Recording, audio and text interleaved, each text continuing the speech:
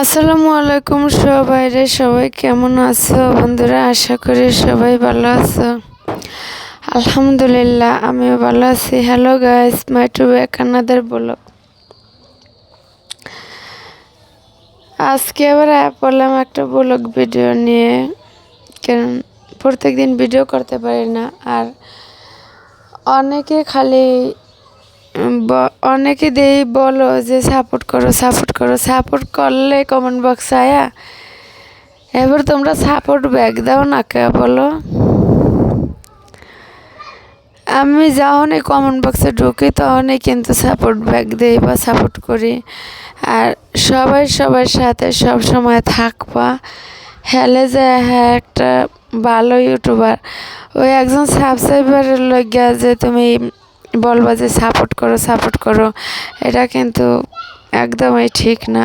এটা আমার আগের চ্যানেলে আমি অনেকবার বলছি। অনেকে আবার বুঝে না, একজনে একটা কমেন্ট করলে হ্যার ভিডিওতে লগ যায় লাইক কমেন্ট করতে হয়, এরকম বিষয়টা বুঝছো। আবার অনেকে আছে আমার চ্যানেল আগে সাবস্ক্রাইব করে আবার বলে যে আপু সাপোর্ট করছি ব্যাগ দিও, কারণ লেখলেই হয়, বলা লাগে না যে সাবস্ক্রাইব করছে, এটা লেখলেই হয়, বলা লাগে না, হলেই সাপোর্ট করা যায় বুঝছো। তো যাই হোক, এগুলো আছে যে মাছ দেখো, পুঁটি মাছ, বাইং মাছ, বাইলা মাছ, টাকি মাছ, অনেক পদের মাছ, অনেক সুন্দর মাছ। এটা হলো ভাজি। কারণ যারা আমার পুরান দর্শকেরা তো জানো যে আমি বাইরে ছিলাম, কিন্তু আমি মাছ খাইতে পাই না অনেক বছর পর্যন্ত। এই কারণে মাছটা আমার অনেক পছন্দ। দেওয়া এই জায়গায় অনেক সুন্দর মাছ, কিন্তু বাইরে থেকে বাংলাদেশে মাছ প্রচুর পরিমাণ দাম।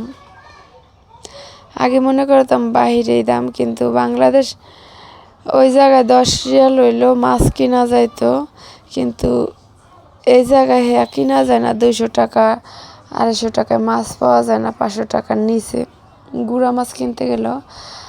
আর এটা হচ্ছে দেখো শাক, আর এটা ভাত, অনেকগুলি ভাত।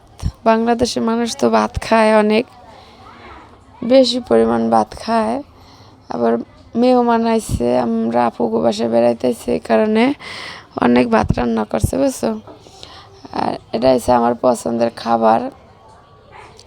এই মাছটা রান্নার কালারটা দেখো, এটা হচ্ছে যে শুকনা মরিচ আগে তেলে ভাজা, পরে পেঁয়াজ ভাজা, জিরা ভাজা, ওইটা বাইটটা এরপর এটা রান্না করছে। মানে এইভাবে রান্না করাটা আমার অনেক ফেভারিট। রেসিপি দেখাইতে পারি না। আর এটা হচ্ছে পিঠা। রাত তো কারেন্ট ছিল না, সৌর বিদ্যুতের হাতে এটা পিঠা বানানো হয়েছে। এটা হচ্ছে কাটা পিঠা, খুব মজার পিঠা বুঝছো। এটা আমি বানাইছি। মানে এটা অনেকে আছে নারকেল ফ্রাই করে পরে বানায়, বা নারকেল চিনি করে, কিন্তু আমি এরকম বানাই না। আমি কাঁচা চিনি কাঁচা নারকেল মিশিয়ে পরে বানাইছি। কিন্তু এটা চা বান দিলে কিন্তু খুব টেস্ট বুঝছো। আমি বলবো যে সবাই যে তোমার ভিডিও প্রত্যেক দিন দেখে, আর ভিডিও তুমি প্রত্যেক দিন দেখো, একটা সাবস্ক্রাইবারের লেগে খালি ঘুরা আয়া সাবস্ক্রাইবার নিয়ে যাইবা, কেন নোটিফিকেশন পাশে থাকার বেল বাজায় রাখবা। প্রত্যেক দিন হ্যাঁ ভিডিও দেখতে পারবা। আর কেউ ইমোজি কমেন্ট করবা না, কারণ করা ভালো না। একটু লেখবা কিছু, আর নাহলে করলে কোনো লাভ নাই ইমোজি কমেন্ট করলে।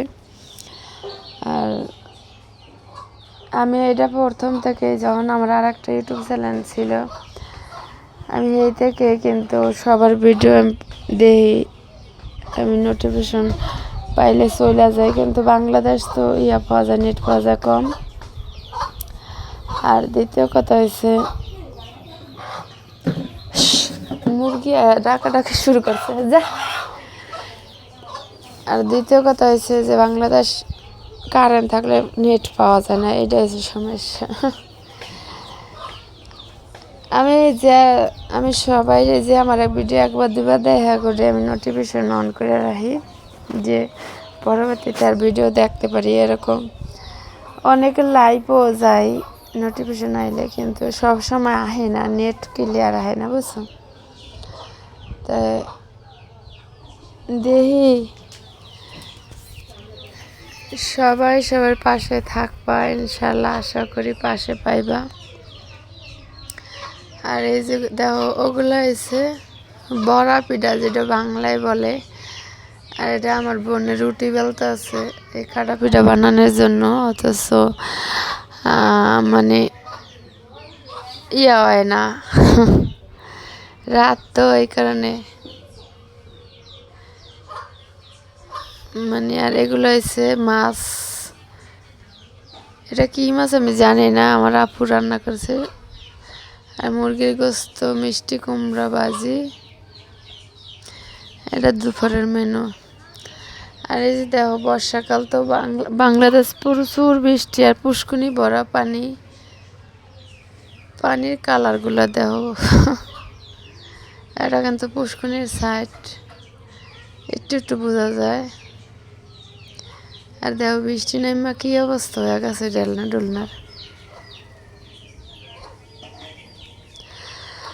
তাই সবাই সুস্থ থাকবো, ভালো থাকবো।